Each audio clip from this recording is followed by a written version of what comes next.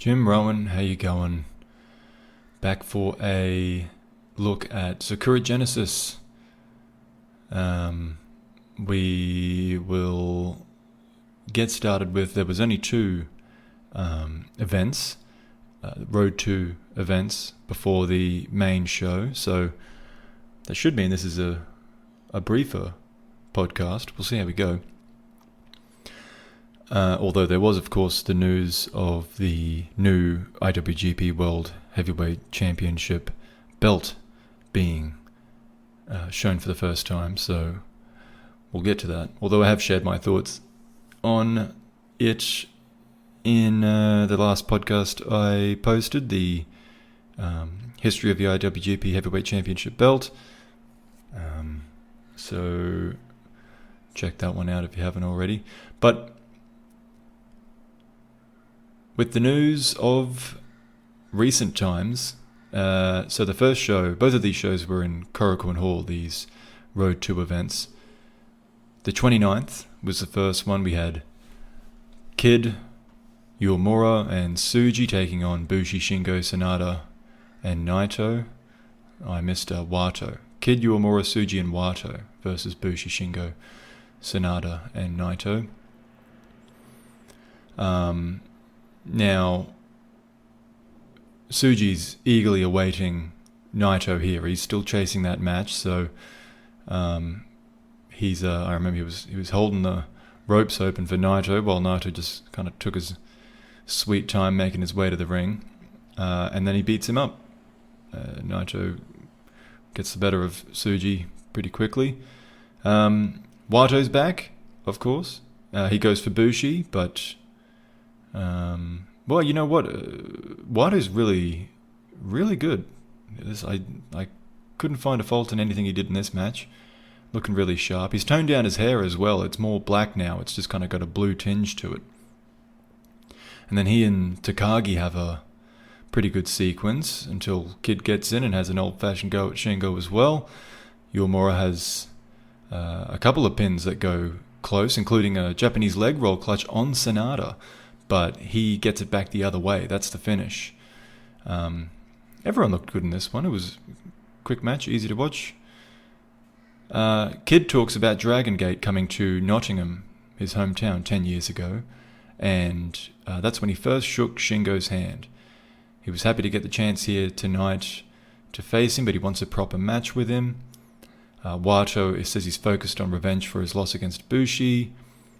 Uemura, he always talks about how far off he is. Yeah, that kind of stuff. Tsuji's really frustrated at not being able to leave a mark on Naito tonight.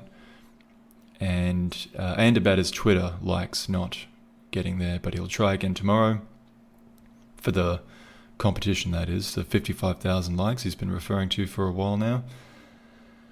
Shingo reckons these young lions are fired up and they can join the Takagi Dojo, whatever that is.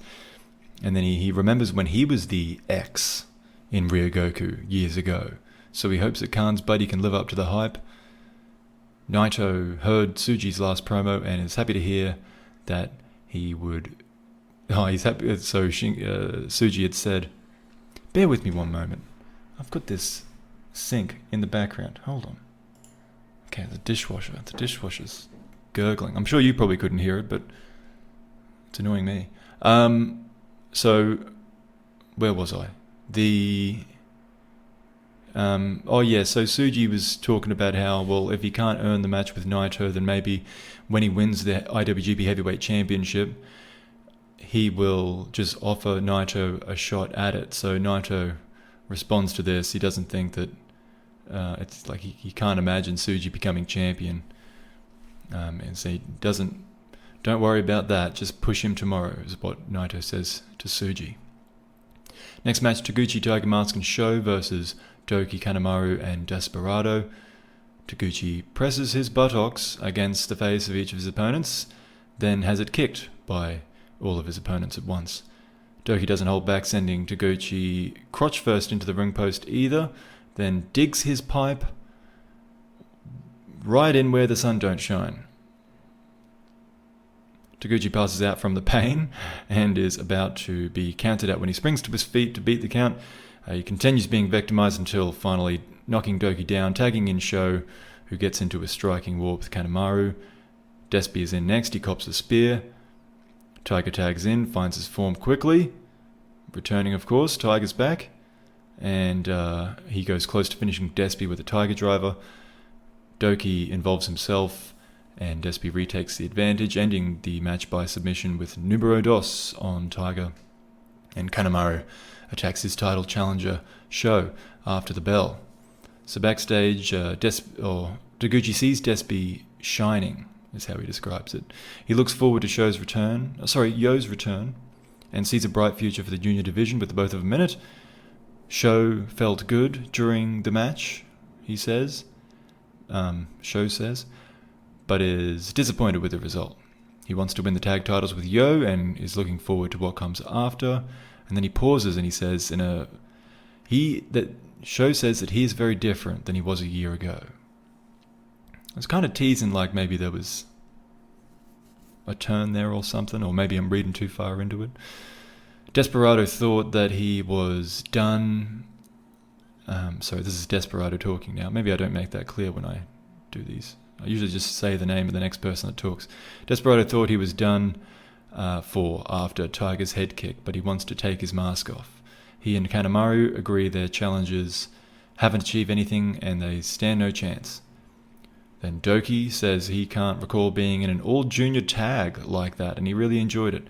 He says he needs something to do while his brothers, his hermanos, are busy, so Jado better keep his guard up.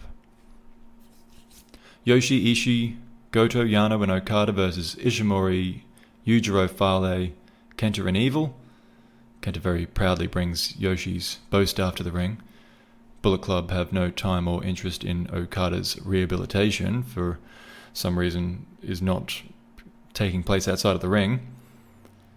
Then Chaos do the same back to Evil. I don't know what that means. Poor notes, my fault. Yujiro and Ishimori get the drumming. Okada always enjoys that. Kenta takes Yoshi out of the ring to bully him for a bit. He has his hurt shoulder targeted with a team chain stretch that Bullet Club always does. Ishimori gets ganged up on, but he still tries a bloody cross on Goto, who in turn attempts a GTR, but that's stopped as well. Kenta rakes at his eyes and grabs the bow staff, hitting Goto and then Yoshi in the head with it.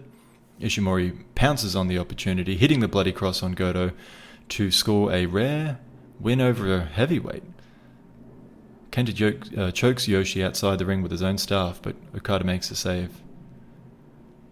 Backstage, Yano and Ishii pass through quickly, the former repeating that he's scared of the dark. I don't think I mentioned it there. Togo keeps doing the lights gimmick, turning off the lights, and it's really affecting Yano.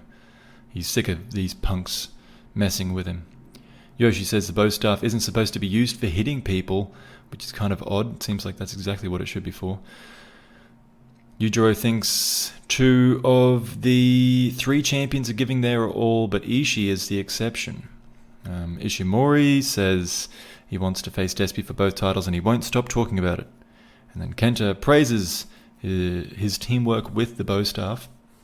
He gives the staff a chair to rest on. He talks to Bo-chan every day on FaceTime. And the staff just replies that Yoshi is ugly, but earlier told Kenta about a time when Yoshi took him to an awkward fan event. Pretty typical Kenta promo. Then we had in the co-main, Kojima, Tenzan, and Tanahashi taking on Jado, Gato, and Jay White. And White's got another new shirt. It's a TTO shirt named after the submission move that has gone by a few names, but was originally called the TTO, the Tanahashi Tap Out. He tries to bother Tanahashi by following him around, but Tanahashi pays him little notice. They tie up and they are very evenly matched in strength. But then the dads take over and young Jay is dominated for a while, so his partners decide to intervene illegally from outside the ring. The distraction allows White the opportunity to choke Tanahashi. It's not the quickest moving match given the average age of the participants, but in fairness, White works for the bulk of it for his team, and he catches Kojima with the Blade Runner at the end. After the match, Tenzan is disappointed with the loss, but tomorrow Tenkozy is in the main event, so it is there that they will show what they're made of. Kojima says he's never taken that move before, and he's clearly feeling it. He's a bit woozy. He says his job is to protect Tanahashi. But Tanahashi walks in and he seems fine, physically at least. He admits that Jay is outsmarting him at the moment, despite the experience on his team. The new title belt situation is distracting him. He thinks Jay might be better than him, but all he needs is a win, although he doesn't outright seem to accept Jay's challenge yet. He says he isn't used to being the underdog as well. And then Jay White enters, tells Koji it's an honor to lose to him. Right, of course, he's telling Koji that it's an honor to have lost to himself, Jay White. He explains TTO stands for Tanahashi Tap Out, or maybe more aptly, Tanahashi Tapped Out, because he did back in January 2019. He's surprised he hasn't had an official acceptance for his Never title challenge, but and he just tells Tanahashi to accept it despite knowing that he will lose. So the main event, Honma, Nagata and Ibushi took on Khan, Cobb and Ospreay. The champion and challenger begin the match, but they don't stay in long. It's just kind of a bit of a chain wrestling, a slap from Ospreay on his way out. Nagata gets trapped in the ring by the Empire, but Ibushi gives Ospreay a strong kick in the back in return to a taunt directed at him. Shortly thereafter, Nagata lands an exploder, and in flies Ibushi. Ospreay comes back, throws some big elbows in the corner, does some yelling, throws some more, knocks Ibushi down. A moonsault kick lands and creates space for Ibushi, so Honma tags in, and he does better than expected before calling on Nagata for the double team on Ospreay. Honma goes for the Kokeshi and is kicked out of the air. Ibushi makes a save, but is held back by Cobb, who makes him witness Ospreay finish off Honma. Chelsea Grin, then Stormbreaker. So Ospreay makes the pin while looking straight at Ibushi. Then Cobb lets the champion go, and Ospreay and Ibushi square off fairly civilly before the winning team have their hands raised in front of Ibushi. And the promo that follows, Ibushi sticks around for a promo that he can't understand, at least most of. Ospreay repeats that he doesn't care about about the legacy or the history of the title or anything else. All he cares about is being number one. He says the fans don't like him anymore. He changed because of them. They made him this monster. He doesn't like Ibushi calling himself God. There is no God. He'll kill God. Then he tells Khan to translate all of this, which is a good idea. I think they should do more of that stuff. But Khan doesn't really translate it directly, from what I understand. It sounded like he just kind of cut his own version of a similar promo. Backstage, Honma's pretty wrecked. He admits Ospreay has become much stronger. He tells Ibushi to watch out and save the belt. Nagata sensed something strange from Khan, but he doesn't quite know what it is. Ibushi says that there's still tomorrow. He places the title belts down, face up, and stares at them, places his hands on him. Of course, this is the heavyweight title and the IC title he's looking at. He promises not to let go of how much they mean and will usher in a new New Japan. Ospreay says he doesn't believe in Ibushi. Cobb says order will be restored to New Japan once Ospreay wins the title. And he pretends that he's going to tell us who the mystery partner is, and then he doesn't. Khan asks the same question, but says, why would he tell you idiots? And maybe if you lick his shoes, he will tell you, says Khan. So that's the first night. Nothing particularly of particular significance. It's just kind of building up in little ways what is to come. On the 30th, though, this show opened with the championship belt presentation. So, as I said, I pretty much went through all this already. I'll do it again briefly just to cover the show. President Obari and Chairman Shugabayashi are in the ring. They bring out Ibushi. There's a table in the middle of the ring with a red cloth over the table. And the ring goes dark. They play the heavyweight title lineage, the video, the clip they play before every heavyweight title match, and then they play the Intercontinental version of that they played on the last Intercontinental defense. Who was that? Naito and Ibushi, of course. And then they reveal the cloth. They pull down the cloth. They reveal the new belt. I don't know if they were awaiting a reaction, but there's no reaction from the fans. It's kind of awkward. They don't clap or anything. It's just silence, and we're just staring at this new title belt under the lights in silence for what seems like a really long time. And then they hand it to Ibushi, and he's looking at it, and they explain the meaning behind the belt, that the center IWGP World design is from the original first generation belt, that the crown-like feature at the top is like the second generation.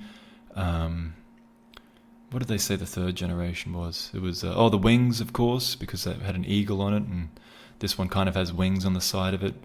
The lion mark is apparently the first time they actually put that on a title belt was the fourth generation one, which, as I mentioned in the title podcast, it seems like a pretty small thing to be taking from perhaps the greatest championship of all time, but okay. And then the side plates are similar to the Intercontinental side plates, so that's how they put it together. And they had some symbolism behind the flames and the wings flying out into the world and all of this stuff. I spoke about this on the last podcast. I wrote an article that went into detail about it as well on cagesideseats.com, so check that out if you're interested in hearing more of my thoughts. But I think with a bit more time to reflect and see the title in, kind of on the show a bit more with wrestlers. Unfortunately, not on Ibushi because he won't wear it. We'll get to that. But it's growing on me. I think I like it. I think I'm a fan of it.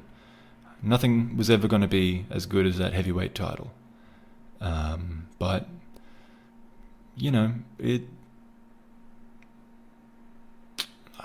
I don't know. Title belts never really seem to stick around that long. I'm not saying that means that has to be the rule, but yeah, you move forward. They were going to have to change it a little bit for it to be the world title, so they changed it. It's not as good, but it's still a good belt. And I've seen that they've tried to make some, they've tried to make it clear that the lineages of the heavyweight title and the world and the IC title exist within this title, but we'll get to that with the title defense as well. Anyway, we'll get to the matches here. So Kid, Uemura, Tsuji, and Tiger versus Bushi, Shingo, Sanada, and Naito. Once again, Tsuji's going for Naito. Kid and Shingo have a go. Bushi and Tiger have a go. Naito beats up Tiger for a bit before Tsuji tags in and takes his chance at Naito properly. They smash each other with forearms, but Naito stays in control, particularly when Bushi helps out and ends up with Tsuji reluctantly having to tap to a double leg crab from Naito, and LIJ hassle a ref after the match. Kid got what he wanted from Shingo, he says. What he got was a standard. He says that Takagi should go for the world title because he's one of the best wrestlers in the world, but someday he will meet him at the top. Tiger wonders if Bushi can get it done without LIJ around him. That's the only time he acts tough. He wants Bushi one-on-one. Tsuji is feeling the effects from the battle. He may not get another chance, but giving up can only be his fault. Then Takagi comes in. He thinks the young lions are fun, but he's still wondering who X is going to be. He hopes the Empire don't let us down. Naito says that you don't get chances by standing around. You've got to go after it. Tsuji has his attention, but he should think about why he was hit with Esperanza today. I don't know what that move is. I mean, does he call a Boston Crab Esperanza? I don't know. Anyways, Naito continues that Tsuji can't go on excursion, so he knows he's impatient, but he should remember the word tranquilo. Then he moves on to the mystery partner of the Empire. He says Khan's built it up a lot, so he's looking forward to seeing who it is. Then Taguchi, Wato, and Sho took on Doki, Kanemaru, and Desperado. Some Suzuki Gun stuff, some Gucci Taguchi, some goofy Taguchi stuff then happens, and then Sho stomps Despi to death. Just stomps on his head and stomps on his chest, and he goes completely limp. And it ends up being Sho's teammates that are actually the ones to stop Sho from continuing to stomp on Desperado.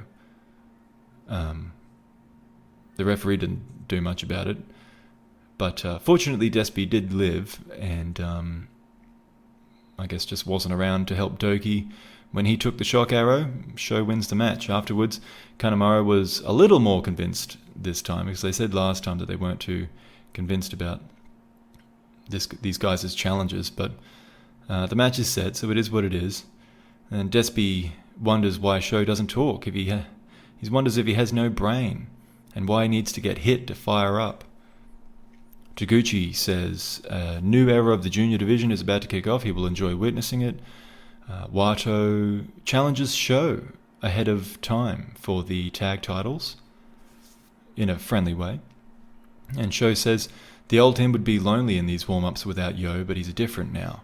He fought for Yo so that he could return at the perfect time. Next match, Yoshi, Ishii, Goto, Yano, and Okada versus Ishimori, Yujiro, Fale, Kenta, and Evil. So basically the same match, and Togo turns the lights out again. This time Yano... Well, actually, no, this time when the lights go out and come back on, Yano is alone in the center with the Chaos Boys, all locked off the apron. Bullet Club attack Yano. Togo walks back to the ring proud of himself. I actually stopped taking notes there. So I don't even know who won this match, but it really doesn't matter. So in the promo, Yano is sobbing because he's so scared of the dark.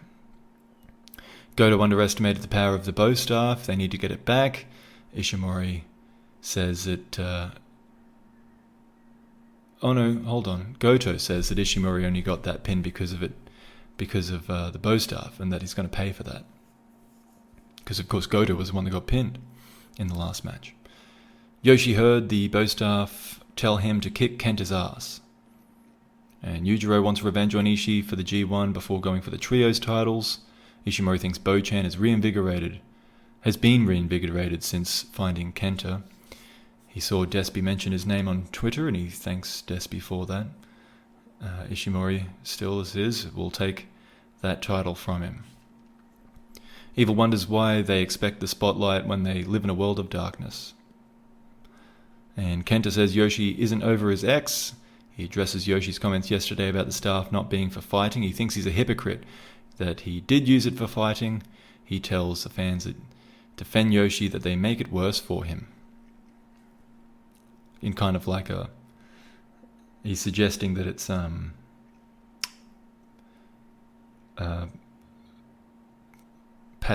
patronizing is the word I'm thinking of. And Honma Nagata, Tanahashi versus Jado, Gato, and Jay White. Tanahashi saved Honma from the Blade Runner with the Sling Blade. Honma hits a Kokeshi. White kicks out, but Honma is encouraged. He goes for it again off the top rope, or the second rope this time, but White dodges it with ease.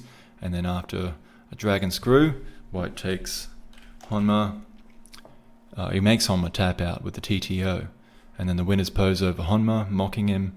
White asks Tanahashi if he accepts the challenge, and he takes Jado's kendo stick, and he's like, yes or no, yes or no. And Tanahashi gets up on the apron, he yells, no. So Jay cracks Honma with a stick really hard. Tanahashi chases him off, but Jay's just saying, that was your fault, that was your fault. You could have avoided that. Apologize to Honma. So after the match, Nagata just walks by quickly saying he didn't like that. Honma says the never seen has changed, and he's challenged for the title many times, but he's never reached it. He would like to reach it eventually. Tanahashi sits with the title loose around his waist.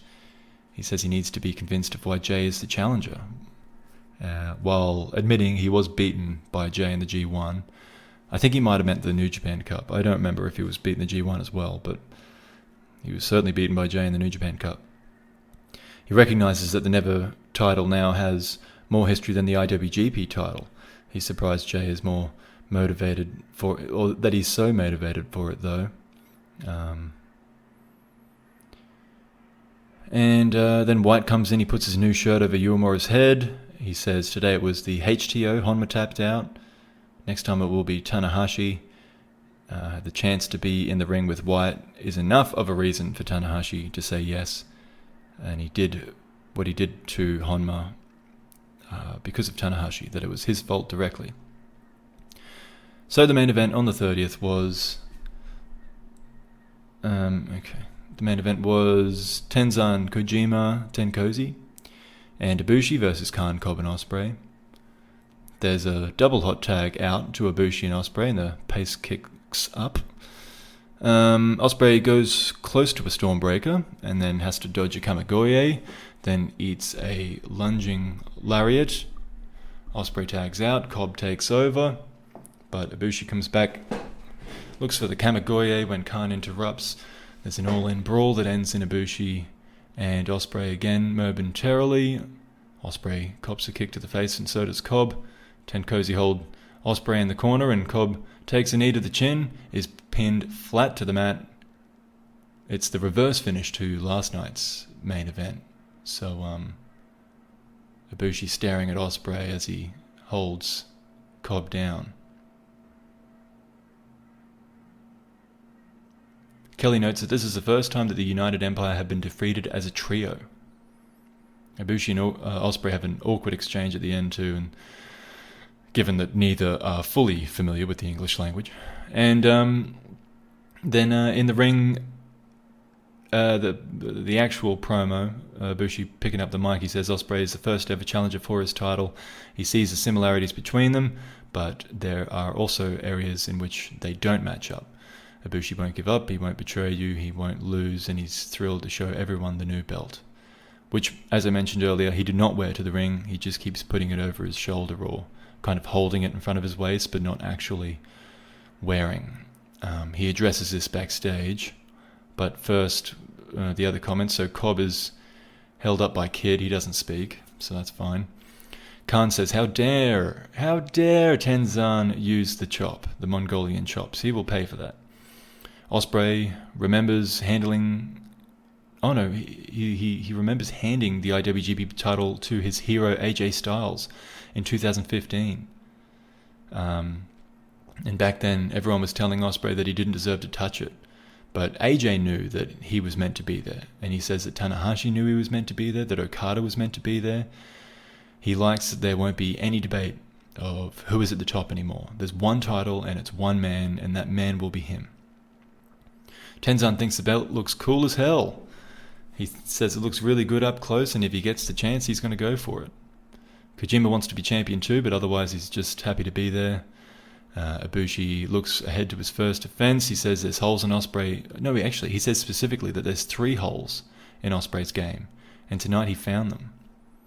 And he says he does want to wear the title around his waist, but not yet, not until he wins at Ryogoku. Which is where we are now up to. The 4th. Yesterday, New Japan Pro Wrestling Sakura Genesis 2021 in Ryogoku Sumo Hall. So Hiromu runs out at the beginning. I didn't even put that here. Ryogoku.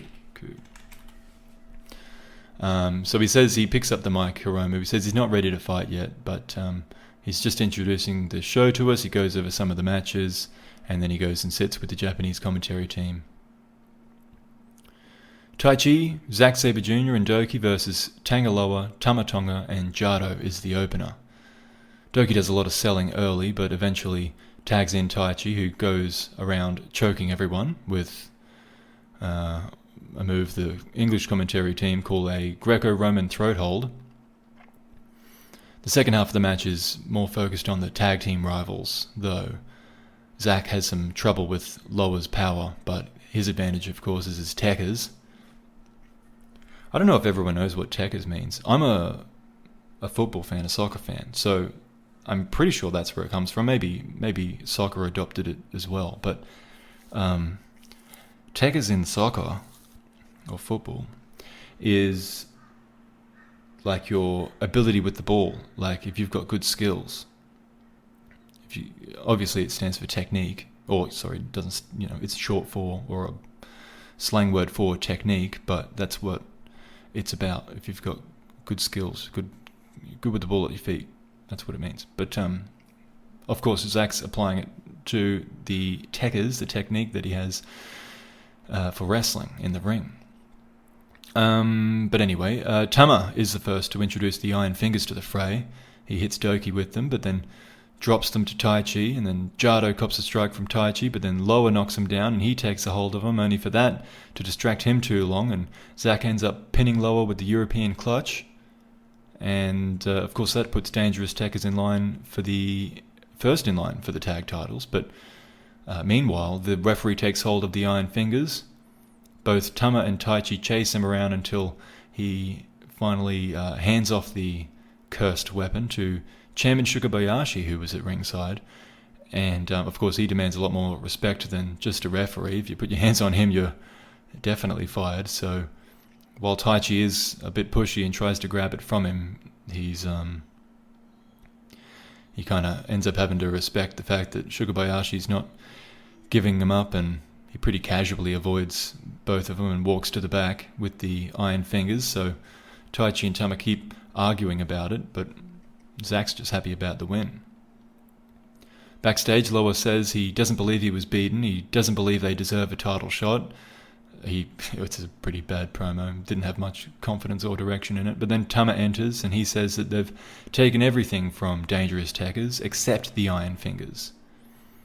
And then he has a letter. He pulls out this piece of paper, and apparently it's from the Iron Fingers, and it says that he hates Taichi and he loves Tama. I don't get this stuff. It's hold on, there's a bloody dishwasher again. Okay. Don't get me wrong, it's better than washing dishes. It's just poorly timed, I suppose. Okay, and once again, I decided not to find my place before hitting record again. That's smart. Oh yeah, I'm talking about this note. They keep, I guess, the similarity. So it's these Iron Fingers, and it's the bow staff. And they keep, there's this personification of them, or what's the word for it? Humanization, or I don't know. Just pretending that they're real people. I don't know. It's supposed to be cute, I guess. I think it's really stupid. And the fact that there's two storylines like this going on is a bit much. But it is what it is. So, anyway, as I said, Zach's he's really happy about the win. And he's kind of celebrating, and then he realizes that Taichi is not celebrating, and he kind of pulls back, reels it in a little bit, because Taichi's preoccupied with the Iron Fingers. He thinks that everyone's against them. He's not sure why Shukabayashi and the referee are siding with Bullet Club, even though they were confiscated from both of them. I don't know. But he says he promised Izuka that he would live on through these fingers, that he says he won't use it as a weapon anymore. He just wants them back. It means a lot to him. And he doesn't outright kind of put this fight forward, but he does seem to suggest a fight where the loser never touches the fingers again. Like just a black and white, winner takes, I guess, all. I imagine if it's going to be a tag match, and it'll be for the titles and the fingers. So, yeah. I remember back, a month ago, or whenever they were last doing this, a couple months ago, and I actually credited Taichi with really putting over how much this meant to him, these fingers, and it was suitable as a feud if the tag titles weren't even involved, because he made the fingers mean so much to him, and then it became clearer that the fingers are like evil, and it's almost like the Mask. If you ever saw that Jim Carrey movie, he puts on. I think there's other incarnations of it. I saw the Jim Carrey version. puts on the mask and you turn into someone different. Whatever. It's all a bit silly, but yeah, I don't know. At this point, yeah, I think it's gone a bit far. I think they can just get it over with. I think it's a dumb weapon too, but whatever. There's worse weapons. Yoshihashi. I'm just moving along. Let's just go to the next match. Yoshihashi, Hiroki Goto, Tomohiro Ishii, Toru Yano, and Kazuchika Okada versus Yujiro, Kenta, Evil, Dick Togo, and Taiji Ishimori. I don't think there's a whole lot different in this match than there is in the matches they've already been having on those other two cards that didn't make a whole lot of a lot of importance to them either. Okada's still moving like a robot. Bullet Club work over Yoshi for a while with their padless corner playing a large part, and then Kenta tries to use the bow staff, but the referee tries to stop him, and Yoshi grabs it from both of them and he throws it over to his corner so that the match can continue, but that he's kind of got the staff in a safe place. The fact that Yano is a great equalizer for Evil really speaks to how and why Evil failed as a main eventer with this gimmick, I think, because, well, I don't think I have to explain that anymore. Togo comes in, he uses the garrote on Yano. Yano low blows him, then he low blows Evil, and then he puts a black bag over Togo's head, and then, it's turning the lights out on Togo individually, and he rolls up Togo for the win. The most significant part of this match would have been Yoshi getting his staff back, but Kenta goes up to him and tries to tug his title away, only for Yoshi to drop the staff while trying to protect the title, so Kenta just takes the staff and runs off. Yeah, okay. So the promos for this one, Yujiro reminds Ishii of a couple of times that he has beaten him here in Ryogoku. Pronouns, pal. Yujiro's reminding Ishii of times when Ishii beat Yujiro. What a strange promo. Why are you bringing that up? Ishimori says that he realizes he works well with the bow staff and he wants to join the challenge for the trios titles, and then he will take the two juniors titles after that. Kenta says that Yoshi sounds like a stalker the way he speaks about the bow staff. He thinks Yoshi only has the title due to Goto and Ishii, and that he is as ugly as ever. Evil tells... Excuse me. He tells Yano not to mess with them. Yano told Evil that he was scared of the dark, so if that's how you want to play, how about we do this for the King of Pro Wrestling title match? And he's still got the hood in his hand, so I imagine that's what they're thinking, that it'll be a blindfold match. And you know what? That's... what a fall. From double champion to King of Pro Wrestling challenger in a blindfold match within a year. I always liked that Jake Roberts versus Rick Martel blindfold match, though. The only thing is, the crowd involvement was what made that match so fun. And you know, Jake Roberts, just with that one move finish, all he had to do was just kind of get his hands on Martel. He kept getting close. He finally got his hands on him, and bang, DDT. So I don't know. Look, I'm fine with these kind of silly matches. Whatever. I get that it's a different style, and Yano's pretty good at it. And you know what? Evil's not bad at it. It's just, I don't know if we're making the best use of him, but this probably is the best use of him if you need him to stick with this gimmick. So, alright. You know, there we go. That's what's coming up. Ishii, he's up for a title match, but he says he isn't sure what the point of them including Yujiro is, that he only hurts their chances. Just devastating as always, Ishii. And then Yoshi and Goto, they both say that they'll end up with the titles and the bow staff back. Next, we had Great-O-Khan, Jeff Cobb, and X, the mystery partner, versus Shingo Takagi Sanada and Tetsuya Naito. So Khan and Cobb come out first, and Khan's changed his hair again. It's plaited back up, and he's got a green extension woven in there. He takes the mic and introduces to the ring X, Toa Henare. Henare comes out. He's got black sunnies on. He's got a black coat with a gold trim and the Empire logo kind of on his waist buckle, or the coat belt. And Khan then tells the announcer once he enters the ring to call him Aaron Henare. So a new gimmick, a new look, a new name, and it was Henare after all. So Soham, if you're listening, you were off on this one.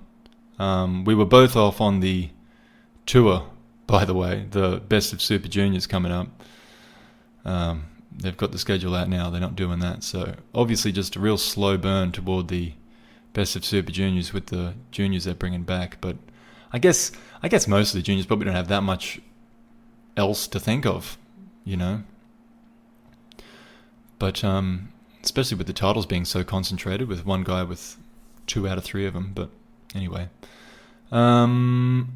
Okay, so in this match, Aaron is not lacking in aggression. He's kind of putting an extra bit of sting on his strikes, and he's really trying to put over the new gimmick as bringing him to a new level, which makes sense. It's exactly what he should do. And Naito does a lot of the selling for them.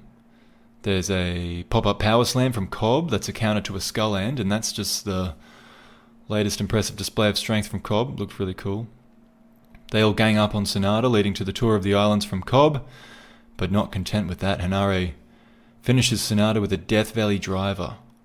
And impressively, he's pinned a very recent number 1 contender to the Heavyweight Championship. So not just winning the match, but personally getting the victory, Aaron Henare. And then he gets on top of Sonata, throws some mounted punches, and then works with Cobb to stretch out Naito so that Khan can strike Naito in the knee with a chair. And Khan does his yelling and then tells Hiromu on the way out that he's not safe either. So, I did predict a win there. I certainly predicted that they would get over in this one because they're obviously on different trajectories here, LIJ and the Empire. And actually, it was with this win that made me think, you know what, maybe Ospreay does go over, because I did predict Ibushi winning. So after this, I was like, I think they're really giving him a push. Maybe Ospreay does. Maybe they've got more baby faces than they've got heels. I think maybe that makes sense. But anyway, to the promos here. Naito saw some comments from Khan in a magazine, and he feels targeted. He says, he offers him a singles match. Shingo says Henare will regret picking a fight with them, but as for Ospreay, he's ready for a rematch. Khan speaks next, is excited about having trampled the young lion Naito. He says it's fun to bully the weak. And then Cobb says, he invites in his secret, he talks about the order rubbish again, and then he invites in his secret weapon, Henare. He says that they had similar struggles, being the whipping boy for the likes of Tanahashi and Makabe. And then Henare speaks. He says he doesn't blame those guys. He blames himself for holding back who he was to fit an image that others had of him. He shows a scar on his knuckles, and he says that New Japan doesn't want him to show that for some reason. I don't know the significance of that, but there you go. Henare. There was actually some comments from Ospreay as well, saying that it's someone from outside the company, and clearly he was just lying. I don't know. I guess maybe they thought that they tipped their hand a bit much, because everyone was like, oh, okay, so it's definitely Henare. Cool. So yeah, they put people off the scent, and I did see kind of around the grounds a lot of people saying it wasn't just you, Soham. I saw some other people say, Suji, or I mentioned Suji as a possibility, but Who else? Yeah, there was a few, like even some strong guys that they mentioned. So the question was created, but I think people are pretty content with Hanari getting the opportunity. Jay White and Bad Luck Fale next took on Hiroshi Tanahashi and Satoshi Kojima. Charlton pointed out how many times White had defeated Tanahashi, which I looked up. All Charlton said, I think, was that he had a winning record, Jay. But as far as CageMatch.net is concerned, it's Jay with 4 wins and Tanahashi with 2 wins in singles competition. This is a rather short match, and it looks like Jay's actually kind of taken it easy at times with Tanahashi, but he does attack the leg with vigor, and even tries a cloverleaf at one point before tagging in Fale. Kojima saves Tanahashi from a bad luck fall. Tanahashi reverses a Blade Runner with a sling blade. Kojima knocks Fale down with a lariat, and then a high fly flow from the top follows for the victory. And then White enters directly afterwards, and Tanahashi drops him into the cloverleaf, and White basically immediately just starts tapping out. So Tanahashi takes the mic and in English accepts the challenge for the never openweight title because Jay tapped out. He says he calls his Texas Cloverleaf the JTO. And the camera's behind White facing Tanahashi. And White kind of turns around and there's a bit of a smug grin on his face, signaling that perhaps there was a little more to this than Tanahashi realized. But backstage, White comes in and he says, I didn't tap. He says, it doesn't matter, but I didn't tap. And then he asks Uemura, who says, yeah, you did. Yes, you tapped out. And then Uemura is able to convince White that he did in fact tap out. So he invites Uemura to sit with him. And he says, all right, well, so I did tap. And then I guess that's after that is what happened was that Tanahashi had an inflated ego and a bunch of confidence, so he accepted my challenge. And he's like, this is Jay White, it's almost like that went exactly the way I wanted it to. He does admit it was a less than ideal position that he had to put himself in, but it still achieved what he wanted. He's okay. And then he hears Tanahashi down the hall. There's just a hall separating the two promo or press areas. But he just kind of smiles, looks at the camera and says, thanks, Tanahashi, moves on. And then back over on the babyface side, Kojima remembers his match against Tanahashi there years ago, but there's no point in looking back. He has more to contribute and is fired up. He's about to leave when Tanahashi enters. He stops. He says, there's no doubting Tenkosi's impact, and it can't be denied, but with Hanari now joining the Empire, Tanahashi needs a tag team partner, and he suggests Tanakoji. And Kojima accepts. They shake hands. And then Tanahashi calls himself a once-in-a-century clown. And then that's when he yells down at Jay White. He says, you tapped out. But then he looks back at the camera. He says he's been ready this whole time, despite Jay having no shortcomings, because even the slightest mistake can create a chance. He will spare no effort in delivering a fun brand of pro wrestling to the fans. So he did call himself a clown, but he didn't really speak on whether or not he knew that Jay was playing him a little bit. I guess, calling himself a clown suggests that maybe he's making fun of himself. He realizes, but I don't know. Then we had a title match, IWGP Junior Heavyweight Tag Team Championship, the Challengers show, and they're returning Yo versus Yoshinobu Kanemaru and El Desperado. The Challengers have a new theme. It's kind of a weird piano theme, music thing. Still better than the cringy, rocky rubbish. But then Desperado, when the match starts, Desperado has a ready-made move just for Yo to target his knee injury in the numero dos, which was locked in early until Sho can make the save. And then Sho takes it upon himself to do most of the work and give Yo a chance to recover. He's eventually tagged back in and moves around just fine, but after the initial adrenaline wears off, Yo does begin to struggle. Kanemaru puts him in the figure 4. Yo makes it to the ropes. Kanemaru hits a moonsault. That doesn't keep him down, and Sho has to save him from another pin after the deep impact, which is Kanemaru's diving DDT off the top. And then the challengers work together to isolate Kanemaru, but Desperado keeps getting involved until finally Yo is afforded the space to hit a lifted, twisting, double underhook DDT on Kanemaru. I don't know if I didn't look that one up. He might have a name for it already, or it might be a new move. I don't know. It's probably worth looking up, isn't it? Let's see if I can find it.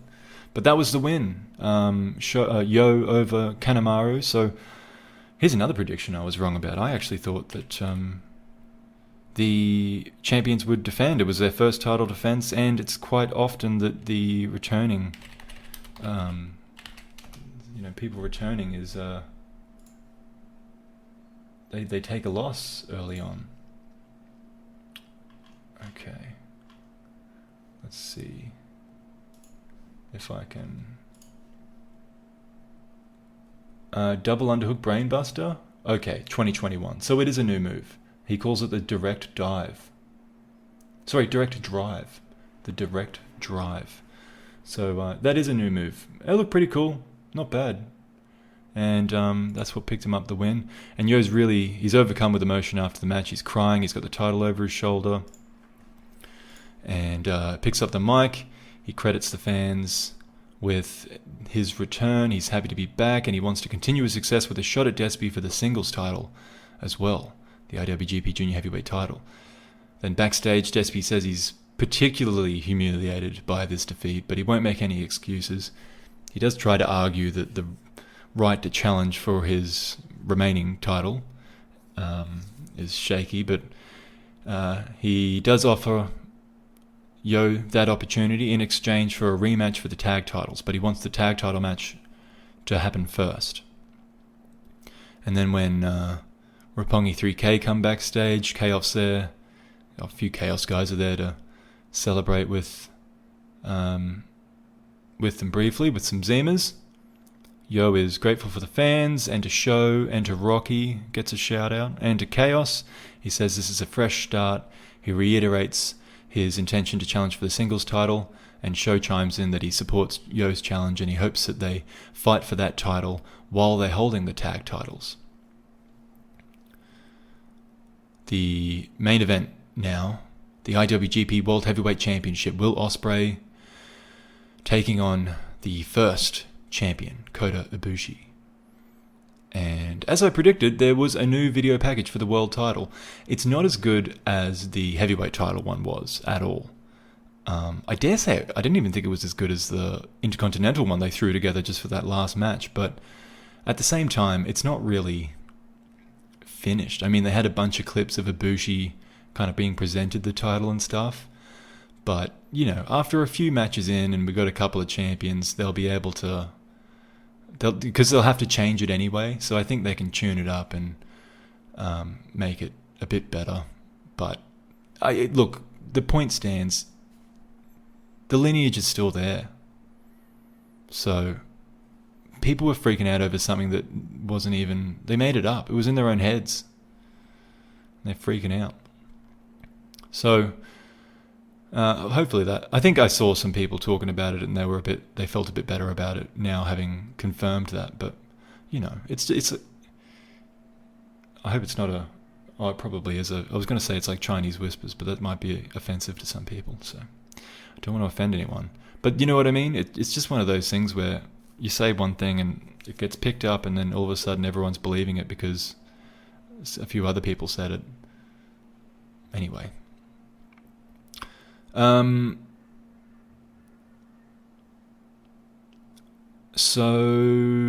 Ospreay brings out his New Japan Cup, and then his teammates come out as well. They don't really follow him directly out, but they do stay at ringside. And as Ibushi said, he's not wearing the belt to the ring, so he just has it over his shoulder. The opening contact between them is solely chain wrestling, which kind of indicated to me it was a long match to come, because that was like the first 5 minutes was just that quite, slower, Just chain grappling. It's Ospreay that takes the first advantage in the contest. Although Ibushi comes back with a gorgeous bridging teardrop suplex, and I'm having deja vu.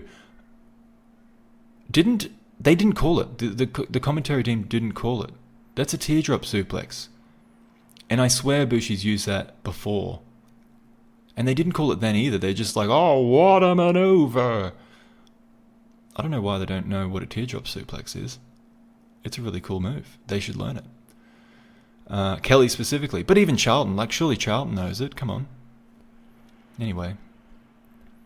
Ospreay does tend to kind of stay in control generally for a large kind of period of the opening there. He,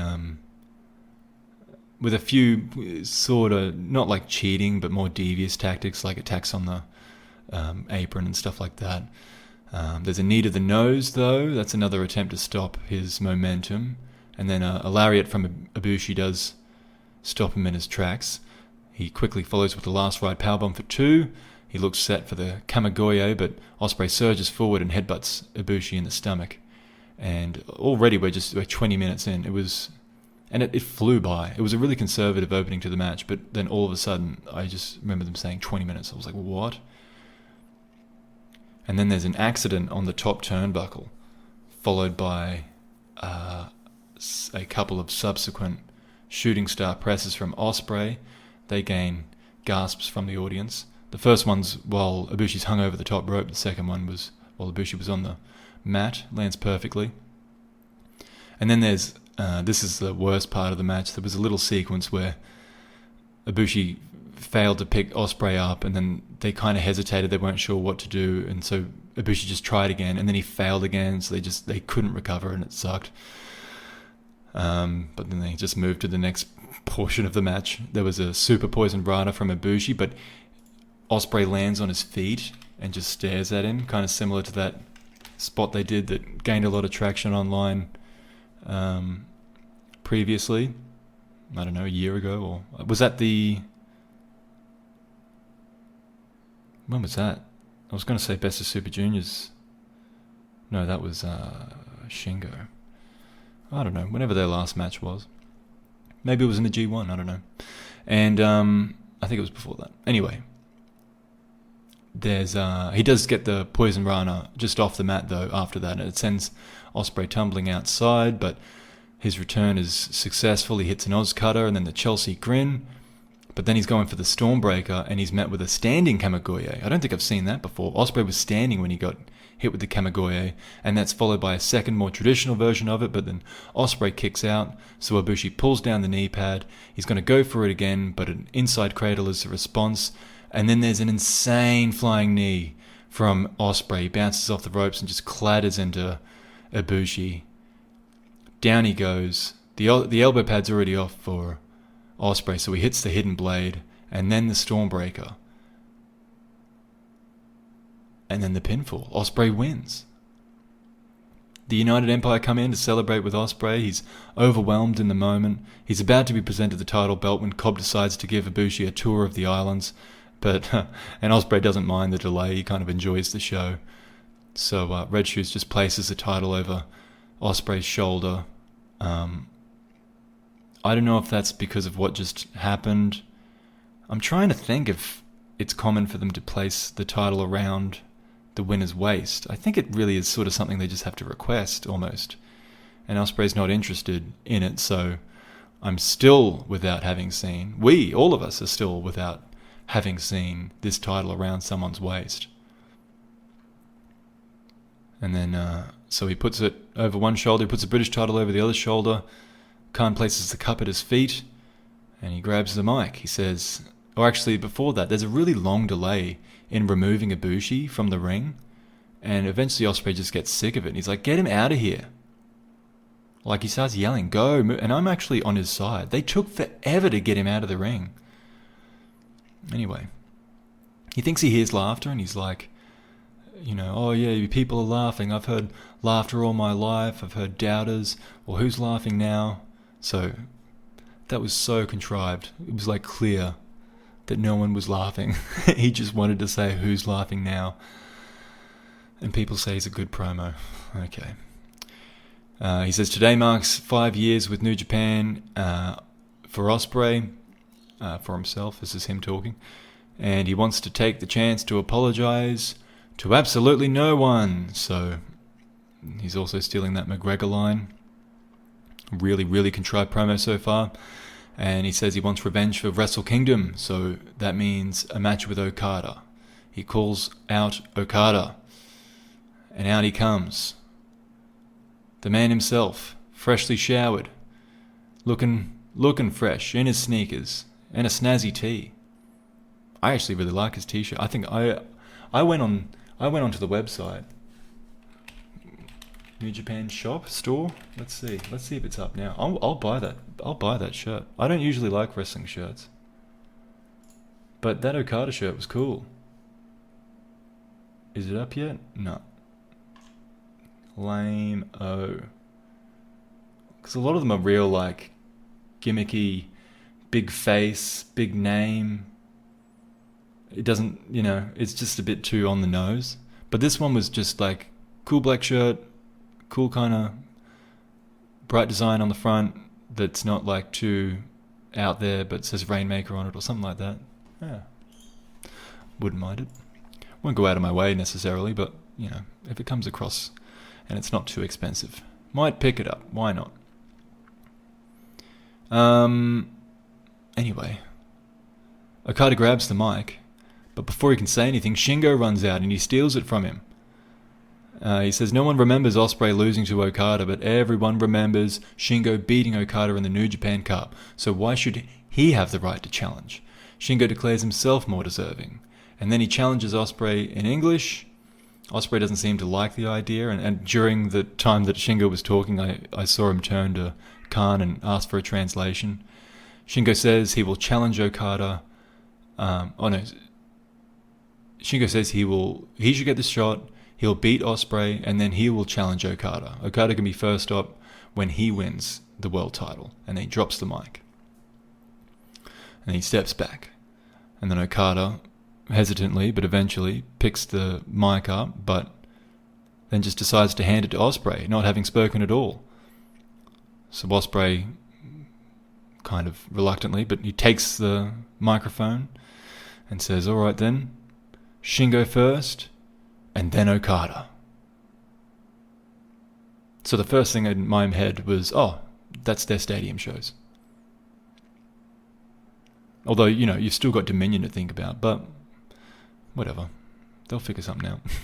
But they've got as well Dontaku. But I don't know. I guess they could probably drag out the openweight title until then. So that could be the main event there. Tanahashi, Jay White absolutely can be a main event, no problems. And then they've got the junior titles as well, and the trios titles, and the whole LIJ versus what's it called, feud, the Empire guys. So yeah, I don't know. I think they've got plenty to stretch out these World Championship matches to the stadium shows. But we'll see. And then backstage, would you stop? Oh, okay. All right. Well, stop texting me. I'm busy. Backstage, Shingo says Ospreay has proven himself the real deal. He did not predict that Ibushi would lose, and it is his job to upset Ospreay, not Okada's. Ospreay has himself a backstage robe. Oh, yeah, you know what? That was actually pretty cool. It's bright pink, but a little gaudy, but I don't know. It's pretty cool. It's kind of, I don't know, it's a bit of a baller move just to have like a backstage robe, I thought. And look, hey, I'm not kissing ass. I am pretty quick to tell you when Ospreay's being a dork. I call him like I see him. Pretty cool robe. So yeah, they set up all his titles on the trophy, and his trophy in front of him on the table, as well as a bowl full of Zimas. And I saw Cobb eyeing those Zimas. He could barely keep his eyes off the Zimas while Ospreay waffles on. And then they eventually get to him. Oh, well, they eventually get to the Zimas, but before they do, Ospreay tells everyone, hey, look, seriously, don't pour Zimas on me. This robe is really expensive. And then they campai to a new age of New Japan. Hanare knocks it back enthusiastically, making the others laugh. And he says, like, he downs it straight away, and they kind of like, whoa. He's like, I haven't had a drink in 6 months, brother. And I don't know, I think that made me laugh a little bit extra because of his Kiwi accent. It's just, I don't know, hit a bit close to home, I guess. I thought it was funny. And Ospreay, he says he'll show that this title is the highest in all of pro wrestling. So there it is. Ospreay wins. You know what? I thought the title would look good around Ibushi's waist, because of that crown stuff and the fact that he's all, about, the kingdom. Isn't that what what are they called? The Empire? United Empire. Oh, never mind. But they've got that whole kingdom thing to it, that's obvious.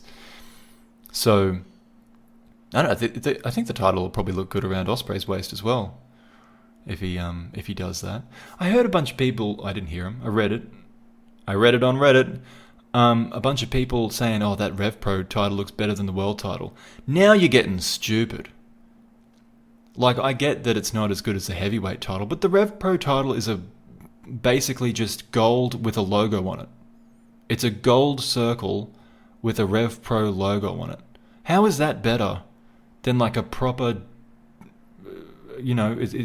detailed world title with like a history behind the design? And it's like not just a circle, it's actually, I think a bunch of people are just real bad with change.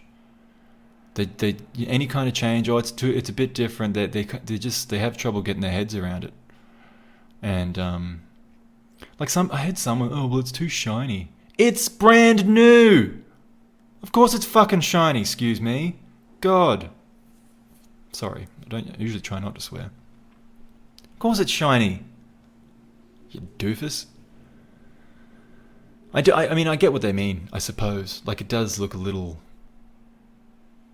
I don't know, I don't think toy is the word, but I get it. But let it get a little naturally roughed up.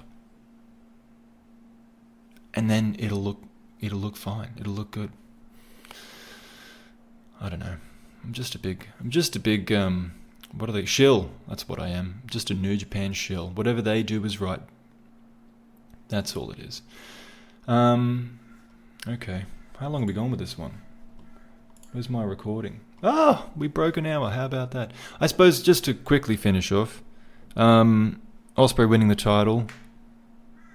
Yeah.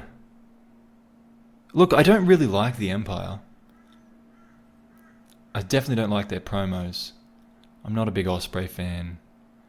But I think it speaks to my shillness, or it kind of just speaks to how the natural progression of things is going, or maybe it speaks to Ibushi just not really being up to it, but I don't mind it. I'm not upset that Ospreay won.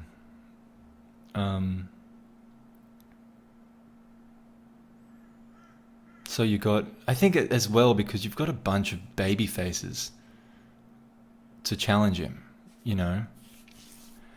I talked about this a while ago. I forget who I was referring to at the time exactly, or even if it was on one of these modern podcasts where I was talking about the older stuff. But New Japan doesn't do very long heel reigns. Oh, Jay White, it would have been Jay White. So, not that I necessarily want to see a long reign from Ospreay, but yeah, I just kind of think, well, maybe that's maybe that's a good thing, especially considering the Empire don't interfere in matches. Even though they're there to support him, they don't interfere. I like that a lot. They're just kind of unlikable. Pretty unlikable. I mean, they just talk a lot of rubbish too. So, I don't know. I feel like it could be better, but I think Ibushi's probably better chasing than he is as champion, but at the same time, gosh, he's really kind of... I mean, technically, he just had like a, 4-month reign, so it's not that bad. That's still a shorter reign as far as New Japan goes, I guess, but... yeah, it's not like he... I mean, he only had the title for not a long time, that specific title, but he was champion the whole time, so... Yeah, I don't know. But I can see how one might think... If you were an Ibushi fan, I'd be pretty angry, because he's... once again, kind of blew the big one. But, I guess that can just kind of be a part of him. Just keeps coming back, How many times can you believe in him again? I don't know, but that's where we're headed. Osprey Shingo again. Osprey Okada. Hopefully Okada can have a break. Like, I doubt it. I'm sure he works every stupid undercard tag match leading up to... Well, that was the end of May, if I'm right about it being a stadium show.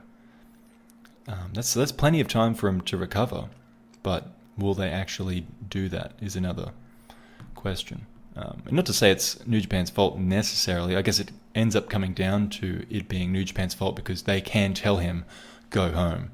It might also be Okada just insisting that he's fine. I don't know, but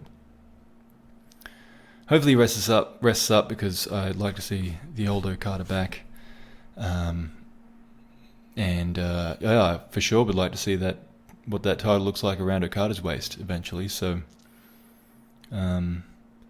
that's to come. Okay, I should also address, I suppose, that I think I made some grand statements last time out, a couple of weeks ago, about how much content I would release over this weekend. Hopefully I didn't say it that way. Hopefully I just said I would record it all, because I did. I've recorded a bunch of content. Of course, as I said before, released that one about the title's history, as well as the article. But as far as historical stuff, I have got a few of those in the bank now. So I thought it's probably smarter for me to have a little bit of content ready to go for when I'm not going to be around, so that I can consistently be uploading stuff. So that stuff's going to come probably, I think, next week because there's no real big shows for a while. There's a bunch of Road 2 shows for Dontaku, but I don't know. I think maybe with those Road 2 shows... Put it this way. I reckon my historical shows will be more interesting than covering the Road 2 stuff. So I'll probably condense that into some kind of a preview for Dontaku. And then, rather than going over this guy did this move, this person won, stuff like that, maybe just gain an idea of what the general overall themes are, so that's... because that's really what's more interesting about it, rather than who did what move at what time and who pinned who and whatnot. I mean, that stuff, it obviously forms a part of the story, but yeah, I don't know. I feel like that'd be an easier listen. So, that's what's coming. And that's it for this one. Thank you very much for listening. Comment below. What did you think about these matches? What do you think about the title? And until next time, have a good one.